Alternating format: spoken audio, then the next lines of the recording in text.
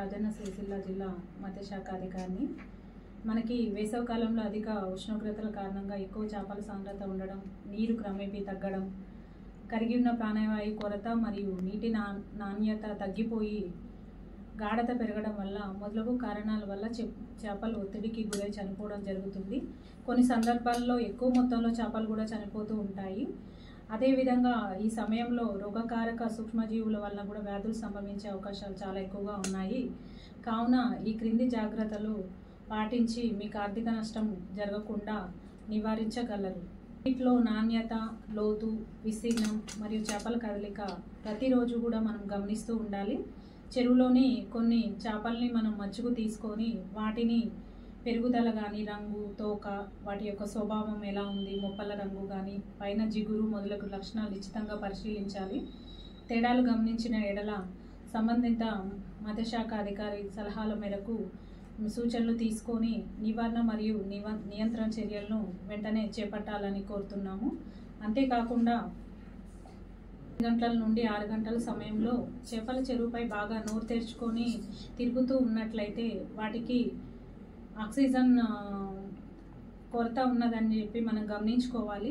ఇదే ప్రాణవాయు కొరత ఉన్నట్లయితే మత్స్యకారులు చాలామంది కూడా చేపల మార్కెట్కి సైజ్ రాలేదనో, లేకపోతే మార్కెట్లో రేట్లు తక్కువగా ఉన్నాయో అని చెప్పేసి, ఐస్ దొరకట్లేదని చెప్పేసి వివిధ కారణాల వలన వాళ్ళు నిర్లక్ష్యం చేస్తారు. దీనివల్ల అధికంగా నష్టపోవడం జరుగుతుంది. కాబట్టి మీరు ఇటు ప్రాణవాయు కొరత గమనించినట్లయితే వెంటనే కొన్ని చేపలని మీరు హార్వెస్ట్ చేసినట్లయితే దాంట్లో చేపల సాంద్రత తగ్గుతుంది. కాబట్టి ఆటోమేటిక్గా మీకు ప్రాణవాయువు అనేది మిగతా చేపలకి సరిపోతుంది.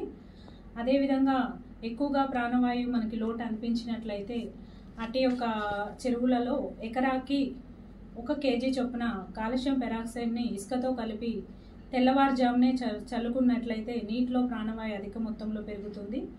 అదేవిధంగా చెరువులో నీటి నాణ్యత తగ్గిపోయినప్పుడు మనము హెక్టార్కి 100 నుంచి 250 kg వరకు కూడా చెరువులో సున్నం చల్లిన ఎడల నీటి నాణ్యత పెరగడమే కాకుండా ప్రాణవాయువు కూడా మనకి దాని యొక్క ఇంక్రీజ్ అవుతుంది. అదేవిధంగా చెరువులో మనం ఏంటంటే చాలామంది కలుపు మొక్కలు ఉంటాయి. అవి కూడా ఎప్పటికప్పుడుకి తీసివేసినట్లయితే మనకి అవి కార్బన్ డైఆక్సైడ్ను విడుదల చేయడం వల్ల తీవ్ర ప్రాణవాయు కొరత ఉంటుంది. కాబట్టి కంపల్సరీ మనకి ఏవైతే మనకి కలుపు మొక్కలు ఉన్నాయో అవి మత్స్యకారులు గుర్తించి వెంటనే తీసుకోవాల్సిందిగా కోరుచున్నాము.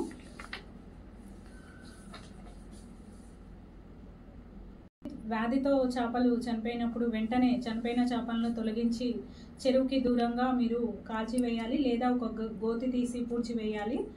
లేనిచో 1 హెక్టార్కి 100 నుండి 250 మోతాదులో సున్నాన్ని చల్లినట్లయితే ఇంకా కూడా మనకి చెరువు ఏదైతే ఉన్నదో అక్కడ వ్యాధి ఇంక్రీజ్ ఎక్కువగా ఉన్నట్లయితే బెంజాల్ కాల్షియం క్లోరైడ్ అయినట్లయితే వెంటనే చేపల్ని తొలగించి చెరుకు దూరంగా కాల్చివేయాలి, లేకపోతే ఒక గోతి తీసి పూడ్చివేయాలి.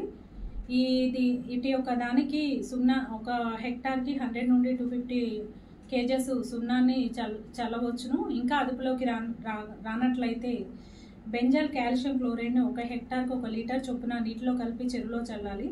ఈ చర్యల వల్ల నీటిలో నాణ్యత పెరగడమే కాకుండా చేపలపై ఉన్న పరాన్నజీవులు కూడా చనిపోతాయి. ఇన్ని చేసిన తరపడి కూడా ఎలాంటి మార్పు రానట్లయితే చివరిగా బయోటిక్ మందులను సూచించిన మోతాదులో మేతతో పాటు కలిపి ఇవ్వాల్సి ఉంటుంది. ప్రాణవాయువు పెంచుకోవడానికి మనకి ఎక్కువగా నీటిని మోటార్ల ద్వారా తిరిగి పంపు చేయడం వల్ల కూడా విషవాయువులు తగ్గి మనకి ప్రాణవాయువు పెరగడం జరుగుతుంది. పైన తెలిపిన సందర్భాలలో ఎక్కువగా మనం ముందు ప్రికాషన్గా చేపల్ని కొన్ని పట్టినట్లయితే మనకి ఆక్సిజన్ ప్రాణవాయువుని మనం చెరువులో పెంచుకోవడం జరుగుతుంది. అంతేకాకుండా చనిపోయిన డిసీజ్ చేపలు ఏమన్నా ఉన్నట్లయితే వెంటనే తొలగించినట్లయితే కంటామినేషన్ ద్వారా వేరే చేపలకి మనము వ్యాధిని నివారించడం జరుగుతుంది.